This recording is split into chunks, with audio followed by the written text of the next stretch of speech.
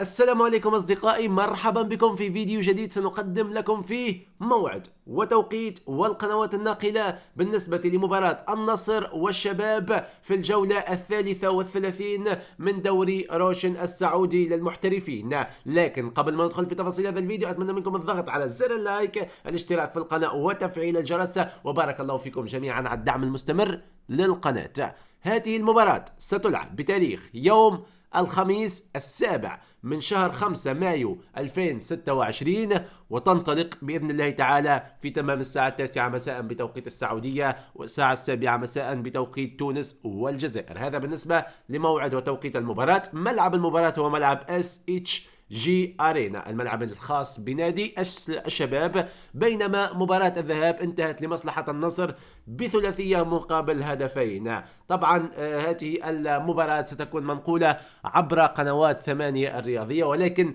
ما زال لم يتم تحديد بعد القناة بالضبط التي تنقل المباراة من شبكة قنوات 8، وعندما يتم تحديد هذا ننزلكم إن شاء الله فيديو في الغرض إذا طلبتوا مني في قسم التعليقات. هذا كان كل شيء في الفيديو، نتمنى تكونوا استفدتوا. ملتقانا إن شاء الله في مواعيد رياضية قادمة. شكرا لكم جميعا وأترككم في رعاية الله.